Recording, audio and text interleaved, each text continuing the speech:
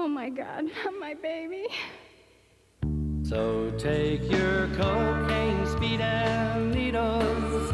She won't need them anymore. I can still recall her last goodbye as she walked out through our door. How was anyone to know we'd never see her face again? It was cocaine, speed, and needles that brought her young. Good evening and welcome to On Stage. I'm your host, Gene Davis, and this week we're spotlighting a local country artist, and I'm sure that you're familiar with him, especially over in the Pennsylvania viewing area. And this is Mr. Stan Austin. Thanks for coming on the show, Stan. I'm glad to be here. I'm sure that you might remember some of the recordings that he's done. He's written one called Smithport, USA. Right. Why don't you go ahead and name them? Well, we've done, golly, I guess 14 or 15 or 16 songs. Smithport, I wrote that when we used to live in Maryland, down by Washington, and kind of missing home and all, you know. I wrote the song Smithport, USA, which did good around the area. How about the Kinzu Dam one? Oh, yeah. We asked to write one about the bridge. You know, that's the thing, the bridge was there. Really nothing was taking place with it, you know, and so a certain gentleman approached me and asked me if he'd moved back to the area, if we would do something to kind of highlight the bridge, to bring it back, because it was quite a feat when they built that. So I said, sure, I'll try to write something. So there come the Kinzu Bridge song. Now, I'll tell you, I often thought, how do you write about a bridge? Okay. You know, but anyway, that's the way that came into being, and I selected that for their original bridge song. Hopefully someday that will grow, and the tourist is growing for it and all, and it's going to help. Now, the song that you wrote, Seneca Nation, what's the story behind that? There again, a certain gentleman from the Indian Nation asked me if I'd write one for him. So I did. That really hasn't ever gotten off the ground yet. It was written to start with for Johnny Cash to do. We've never gotten it to him or to his production or producers or whatever, and just kind of laying there yet. Yeah, I was first introduced to Stan through the newspaper article of January of '88 that the Times Herald did, and I knew that sooner or later that I'd want to have him on the show, because you made it down to Nashville and back on a few trips, haven't you? Yeah, golly, we've been there a couple times, maybe 3 times. I would suggest, I would say this, anyone going to Nashville, go there somewhere around December, because it was just unrelentless in the heat wave down there. Terrible. Did you get a chance to tour any of the popular tourist spots down there? Yes, we went by several. We went into Opryland, and once again, like I say, we'd been there before, but just so much to see in there. It's wonderful. Nashville is a wonderful place, wonderful city, and but Opryland is just fascinating. A lot to do, a lot to see. Did you see any artists? Not personally or right firsthand, but we saw a few buses. I saw Bellamy Brothers' bus, and probably which was Willie Nelson's bus on the road again. Oh, it'd have to be. Probably, you know, there's a couple of them that had to be him there, so he must have been there somewhere. But we were so involved in trying to get to the publishers that we spent most of our time there. How'd you get started with picking up the guitar? I guess my love for country music from a kid on. You know, I always loved country. Well, I love all facets of music, but country seems to be my favorite. Or you just tuned in a local radio show and listened to some of the artists? You know, coming along, I think every young kid wants to be able to play a guitar, and it's something that doesn't come easy, and so I guess I must have picked up matter of fact, I did. I got my first guitar from Sears and Roebuck. Yeah, that's for sure. And you know, you start learning to play. And how about your first gig? How old were you? Were you a teenager when you had your first gig? No, God, I wish I was. But my first real gig was up here. We've been up here about 11 years, and it was quite a thing. They called me one night, if you can call it a gig. 2 or 3 guys were playing at a certain place and wanted to know if I'd come down, because we had talked before and been together a little bit. I said, sure, I'll come down. And from that time on, then we formed a band, and I played 10 or 11 years. What was the name of the band that you went under, so people in our audience might remember? Well, we had the Country Pioneers. We went with that for a long time. Then it was Stan Austin and the Pioneers. And about a year ago, I quit playing to try to pursue this a little bit more. You know, it takes so much time from you. Yeah. When was that first trip to Nashville, by the way? Golly, probably 4 or 5 years ago. We kind of went there as a, well, maybe 8 or 10 of us went down just to go to Opryland. Fascinating. Like I said, Nashville is fascinating. You kind of felt awfully comfortable there, I can tell by the expression on your face. It was. It's great. The shows, they put on some whale of a shows in there. I mean, those young performers in some of those theaters are just fascinating. Well, I think we'll take a quick commercial break, and then we're going to come back and we're going to hear one of Stan Austin's original tunes, Phone Call Away. Stay tuned. You'll want to hear this.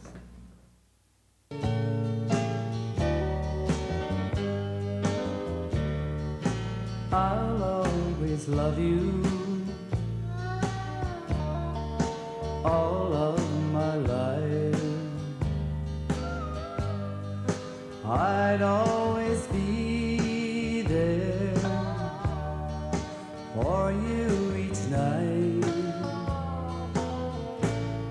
Should you ever stumble or fall by the way, remember I'm only a phone call away. If you should ever need me at all, I'll be here waiting, dear, for your call. Here where you left me, here's where I'll stay, just outside your world, a phone call away.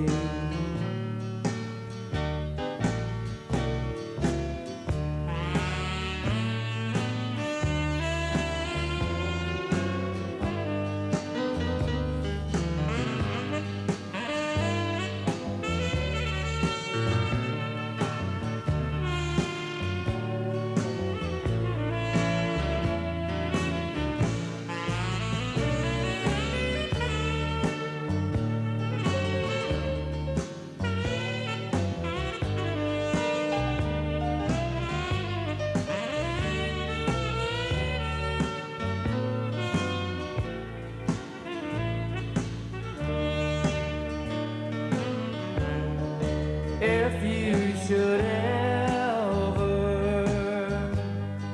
need me at all, I'll be here waiting, dear, for your call. Here where you left me, here's where I'll stay, just outside your world, a phone call away, just outside your world, a phone call away.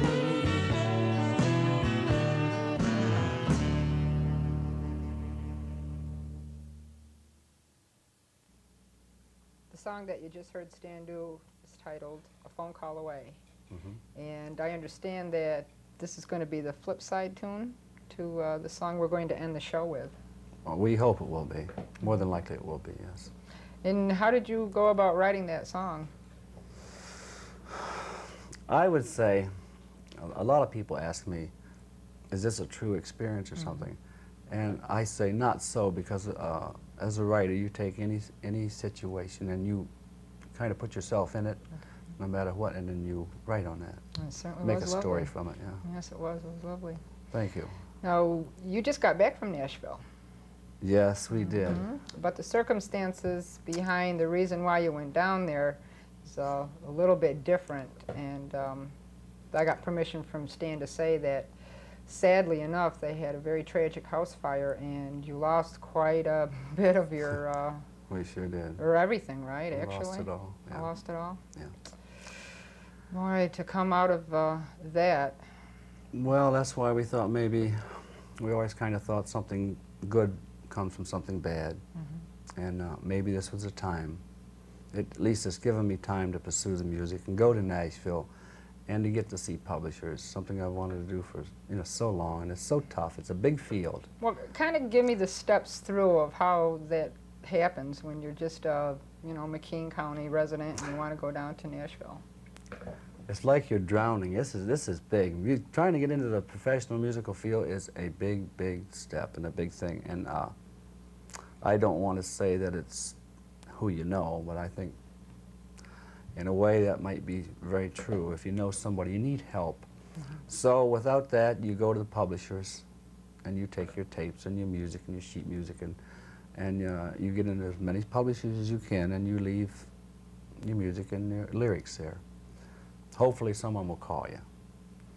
Now, if you would know somebody, that's why I say that's where you need really to know somebody, but it doesn't always happen that way. And maybe, just maybe, they'll like what they hear, and we'll hear from them.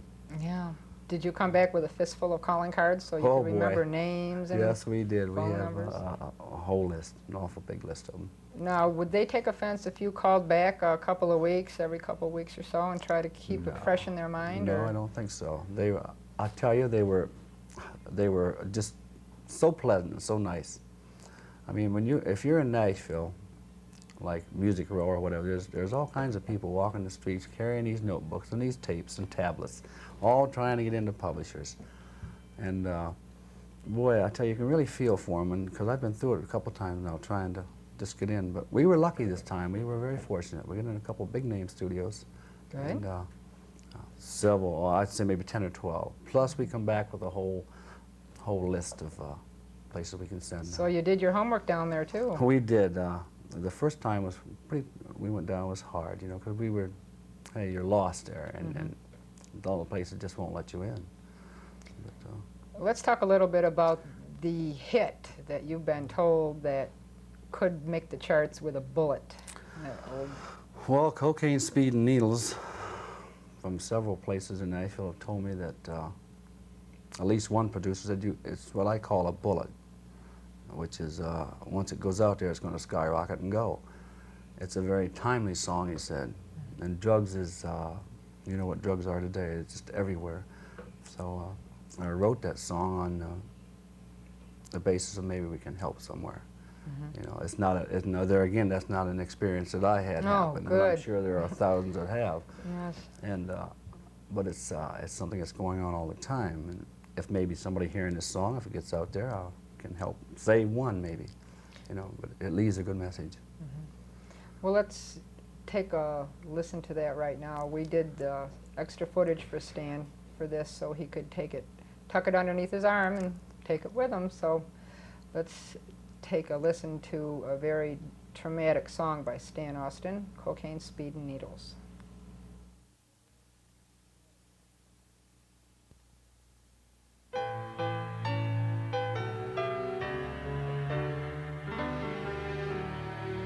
From a little girl in pigtails, watched her grow. From Barbie dolls to makeup to rock and roll. Just a young girl full of hopes and dreams, not yet grown, but somewhere in between. These were years of carefree fun and jeans. I remember well the evening of her prom. How lovely she looked standing in her gown, all grown up and life about to start. Then a phone call came that broke our hearts with the dreadful news that tore our world apart.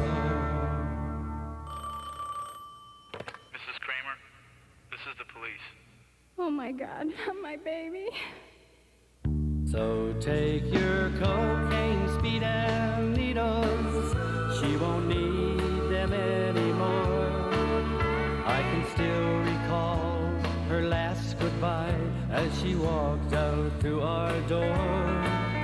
How was anyone to know we'd never see her face again? It was cocaine, speed, and needles that brought her young life to an end.